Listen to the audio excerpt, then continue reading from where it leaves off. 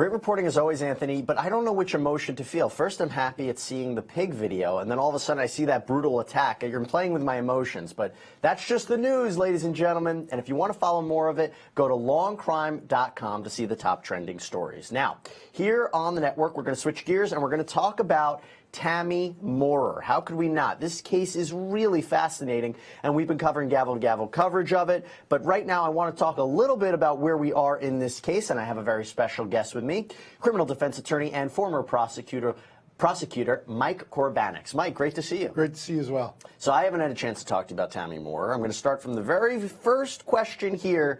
How difficult is it to prosecute a kidnapping and conspiracy to kidnap case when there's no body? I know it's tough to go forward with murder charges when there's no body, but here with kidnapping, what do we do?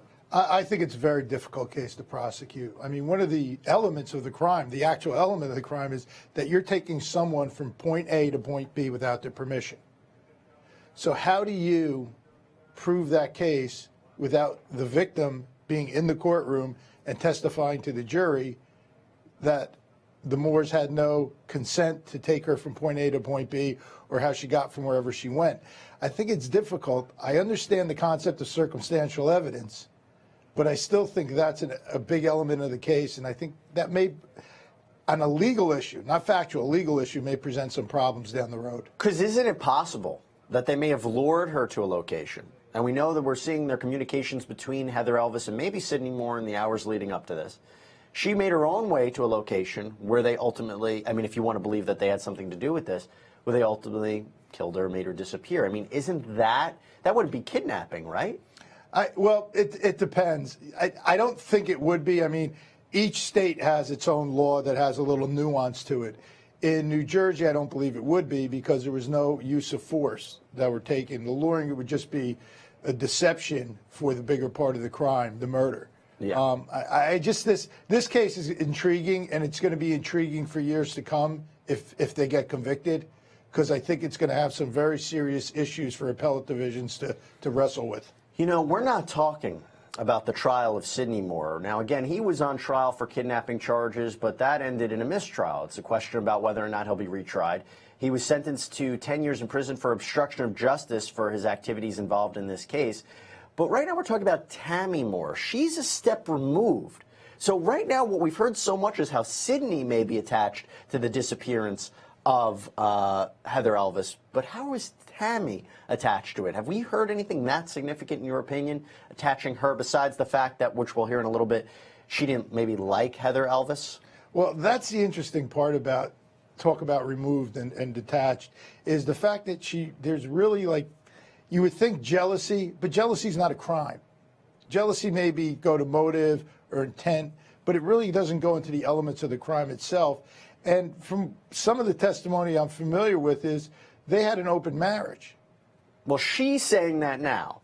She's saying, hey, we have an open marriage, and I didn't think this was a big deal. I mean, that's the strategy that they're going with, and we're going to have to see if that works. But maybe the idea of control, and maybe that's what we'll talk about next, is if she controlled her husband, maybe she was the mastermind. But let's talk a little bit more about Heather Elvis. And what we saw yesterday was the testimony of Dennis Hart, who worked with this young girl, and he's going to talk about not only her relationship with Sydney, but also how Tammy got involved. Take a look. Okay, so that seemed to be a big point, right, Mike? Asking if Heather was scared of Tammy. I mean, she understood that Tammy wanted her fired. You know, I mean, this is a big point that I think they're making for the jury to hear. Again, but is this tying her to the kidnapping? Well, first of all, I think it's an objectionable question, and I think the defense counsel made an objection. I mean, for someone to interpret what another person is saying really doesn't have any merit when you look at it from an evidential point of view, because the fact is, she could have said whatever she wanted. It didn't mean it was true. Right. And it wasn't her present sense impression to that person or someone there, and it wasn't like an excited utterance. So saying it to the restaurant owner could have a lot of implications. It could have maybe just made her want to keep Elvis's wife away, Tammy away from her, so they could carry on their affair. It's too much speculation with a question like that, and clearly not enough to tie him. What we're trying to do is tie her to this kidnapping charge. And what we talked about earlier is, yes, it seems so much Sidney, how he was involved with Heather. But if you can just demonstrate as the prosecution that Tammy had control over her husband, and it's alleged that she handcuffed him to the bed so he wouldn't leave anymore, can you establish for the jury, well, if she had such control, she was the mastermind behind this whole plot? I think that's good for a reality TV show. I don't think in a court of law where the stakes are so high and the burden of proof is beyond a reasonable doubt. I think a lot of these elements are extremely circumstantial. Circumstantial evidence can be very strong. But in this instance, there's so much speculation between trying to tie him there because there's other witnesses who are going to say that he did whatever he wanted. Right. And this is what gets so complicated, including the fact that both Sidney and Tammy were originally brought up on murder charges, but they were dropped. We'll talk more about that right after this.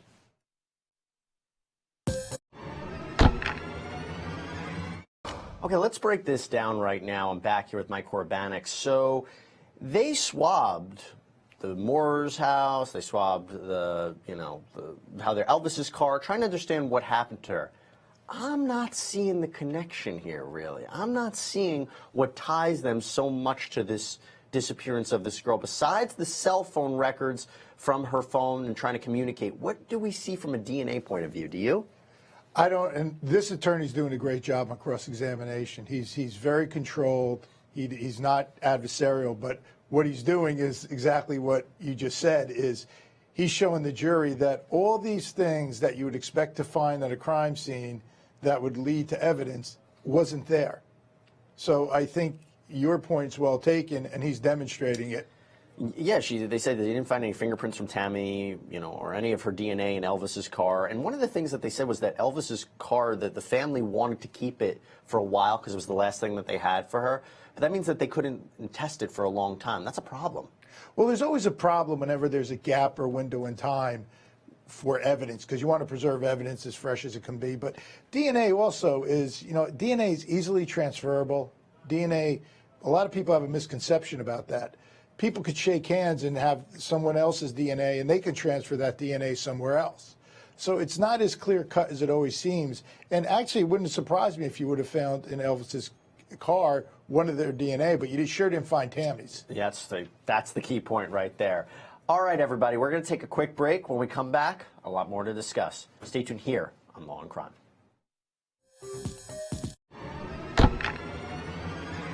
Wow, that was very impactful right there. You heard the victim impact statements from the family members of who lost loved ones at the hands of Robert Rembert. I'm here with Mike Koribanics. What did you think of that sentence?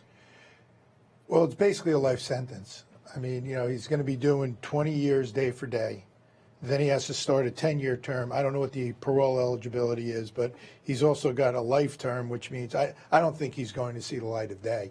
It's basically a life sentence because just because you're eligible for parole doesn't mean parole has to be granted. Did I understand that right? It was a life sentence, but you can get parole after 20 years. But even if you get parole, you still have to serve another 10, right? Correct. So I've never heard that before. It's a consecutive sentence. I think what they were trying to do was sometimes you structure a plea agreement in a way that gives everybody what they need. I think what they wanted the state was to make sure he doesn't see the light of day. Right. And he probably just wanted to have some sort of hope that there's some way that he could get out. But it was very unusual. Usually in these cases, in my experience on both sides, as a prosecutor and as a defense attorney, is when a defendant commits as heinous as crimes as this man committed, usually at sentencing they're silent. It was very unusual, at least in my experience, to hear someone who's committed these kinds, it's a serial killer, to get up and apologize for what he's done. Do you think he did that for a more lenient sentence? Or was the judge already knew what she was going to sentence him to before any of the statements were made? The judge, I knew. Obviously she knew. This is a different kind of sentencing. These sentences happen right after the plea agreement. In most other jurisdictions I'm familiar with, they prepare a pre-sentence report so the judge knows what they're getting. This is unusual, but other states I see are having it. After being on this show, I've seen it across the country. Yeah. And it's just amazing to me, but this was agreed upon sentence, and I think maybe he just wanted not to have to deal with hearing about his horrible deeds over a month's period of time, knowing where it was going to wind up. Maybe that's what happened. Okay, everybody, so we're going to go to a break on our end, but when we come back, we are going to be live in a new case, the Carl Wimpy Jr. trial out of Ohio. Stay tuned.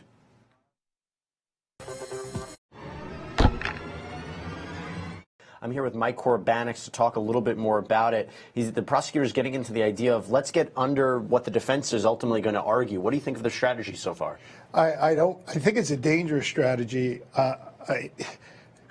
Regardless of what the opening statements are, I'm sure the judge will tell him it's not evidence, but the defense is never obligated to put on a defense. The burden's always on the prosecution, and they can remain silent. And in most cases, unless there's a specific statute in Ohio, you're not obligated to put on your defense until you decide to. So now what I'm getting at is, suppose the prosecution puts in their case and the defense finds it's weak and doesn't want to take any chances and puts on no one. He's spoken, and he's almost shifted the burden to the defense now that they have to produce those witnesses. I think that's a dangerous road for the prosecution to go down. Do you think it was a good move to say, hey, we don't have to prove that he intended to kill Mr. Vasquez, which makes sense. It seems like it was a bar fight that got out of hand, but he intended to hurt it was intended that Mr. Vasquez get hit and hurt.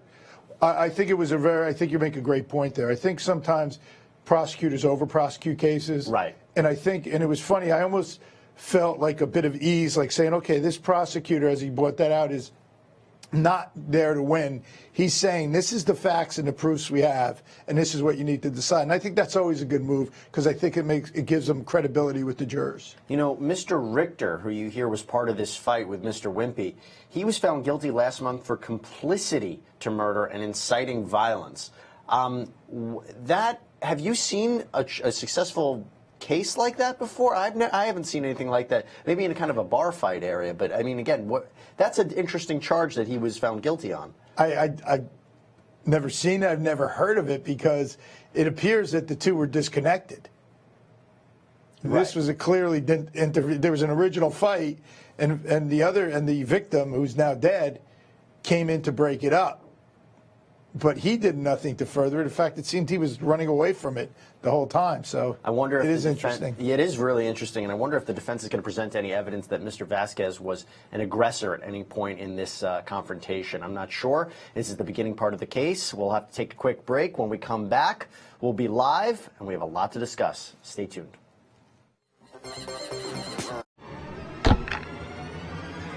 Okay, so we're right now listening to Lindsay McGraw, who's a forensic computer investigator, trying to dissect the computer that was in the Moore's car and maybe the entertainment system as a way to track it. I'm not really sure where we're going with this, Mike, but I guess it's important to see, the movements of the Moores. I mean, that's what I'm getting right now. What do you see? That's what I think they're trying to get at, is where exactly the location of the car, where people were at certain times. But it just doesn't seem like it's too exact. And if you noticed, the defense counsel was objecting a lot, and I was very surprised the judge was letting him object in front of the jury, saying, like, where's the reliability for this? And the truck didn't record any locations in December of 2013, which is the key month that we're talking about, so I'm not really sure what's worth it. What more does the prosecution need to do to tie Tammy Moore to the kidnapping of Heather Elvis? And we're assuming that's what happened to her, that she was kidnapped. I mean, this seems like an uphill battle for the prosecution. I think they need a victim. I really do, and I'm not saying that to be funny. I said it at the beginning of the show, I just seem like they're almost like they're doing what you shouldn't be doing, and what justice doesn't allow is just trying to get on speculation and sympathy that something happened to this girl and it had to be them. What would they need? In the most extreme case, if they don't have a body, if you can show evidence of a kidnapping, duct tape, bags, if there were hairs of hers found in their vehicle, really pinpoint those locations, what's the most you would need to not have, and you don't have a body, to prosecute a successful kidnapping case? Well, I still think you would have a better chance of a murder case than a kidnapping case if you don't have a victim. Right.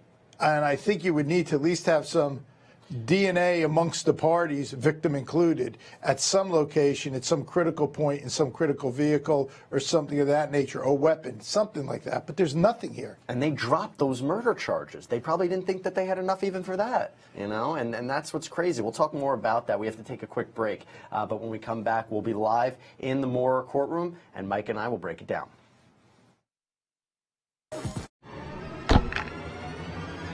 Okay, so we're talking about the Moore's vehicle. I'm back here with Mike Koribanics. Mike, you're a much smarter guy than me. What's going on here? I'm not sure I fully follow what the line of testimony here with this forensic computer investigator is going. Well, it's very difficult to follow this kind of expert because, you know, the defense attorney brought out a very good thing in his opening and starting a cross-examination, that this is a person who works for the prosecution, is in their office, and really doesn't do this kind of computer analysis. He really does child pornography kind of things and those kind of investigations. But now he's here talking about a specialized unit, a computer with the GPS in a Ford vehicle. I think they're losing some ground here because if you notice a lot of the questions, and if we're confused, and not saying we're the smartest guys, but if we're confused, the jury's got to be confused. And I think they may discount this kind of testimony because it's so difficult to follow. I mean, I guess it's trying to understand when they were driving their car, where they were driving the car, and we're assuming it was the both of them and not just Sidney Moore. Again, it seems like a lot of layers to follow to connect the disappearance of Heather Elvis to Tammy. Well, one of the things I think he's saying here, in the limited amount I've heard of this expert, is that there were points in time when this GPS was disconnected. Now, that would seem like you'd have to have a pretty technical following and have to prove some sort of connection that either of the suspects in this case had the ability or the knowledge to know to go disconnect the GPS and how to do it. Well, it's interesting. It is interesting. And one of the things we talked about earlier, I just want to bring it up, is they were initially charged with murder, but those charges were dropped. We're talking about a kidnapping case. Why do you think they dropped those charges? Why do you think the state did that? I think because they had a difficult time. It's not like they found a bloody glove, a weapon, or something like that. Yeah. I mean, this just seems like so much speculation that it just seems like this whole case is based upon conjecture and a hunch. And will it be enough to convince a jury that Tammy Moore kidnapped Heather Elvis? We'll have to see. We'll take a quick break. We'll be right back.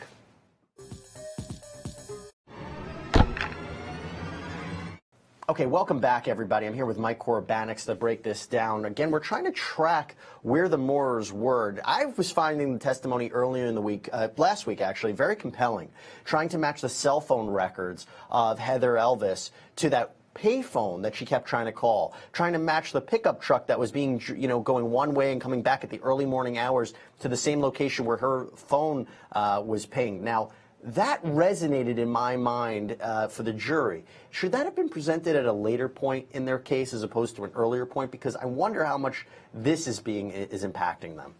I think, there's always two schools of thought with that. Do you lead with your best punch or do you wait till the end? I think it might have been a good strategy to start with it because if you would have started with this type of testimony, I think you would have lost a jury. At least now you may have focused them by leading off with the cell phones because people understand cell phone towers, they understand locations, they understand all that. I don't know if this was worth putting this expert on the stand because I think the defense in their cross-examination is showing how unreliable it really is and that he really doesn't have, like you said, they don't know who took the card out. This just doesn't seem to have any sort of continuity or chain of evidence, and that's a problem. And as the defense attorney said, this is not even his specialty. As you said, he focuses more on child pornography cases. Let's go back live into the courtroom and we can learn a little bit more. Okay, so we're trying to understand how this impacts the overall case here. We're talking about kidnapping and conspiracy to kidnap. Back here with Mike Koribanics. When the defense ultimately takes the case, when it's in their hands, you think they have to call anybody? I don't think so. I think it's a dangerous move because I think right here, if, not knowing what they have in their files, but this is a proof beyond a reasonable doubt. And I think this is the perfect case from what I've heard so far where you hold the state to that standard.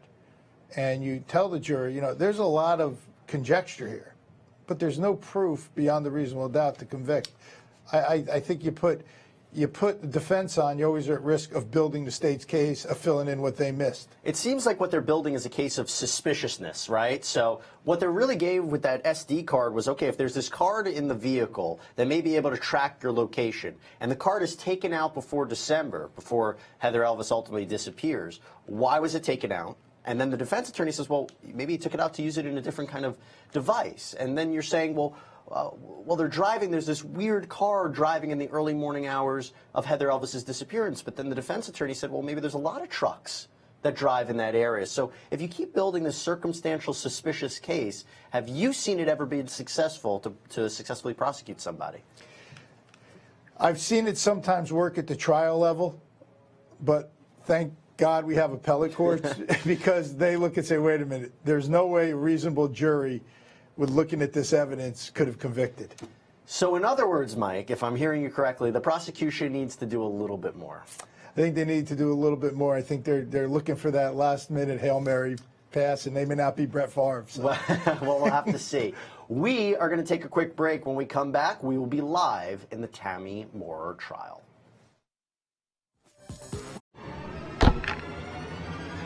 Okay, this is when things get very interesting, folks. This witness testified in the Sidney Moorer trial. You may remember that if you followed it. And he testified to the text messages between the Moorers and Elvis's phone. This is going to be very interesting seeing these communications. I'm back here with Mike Koribanics. This is what we've been waiting for. Hopefully, this can give us a better indication of this whole relationship and maybe what ultimately happened to this young girl. Well, hopefully this... I assume the prosecution's hoping this will be the bow around the package.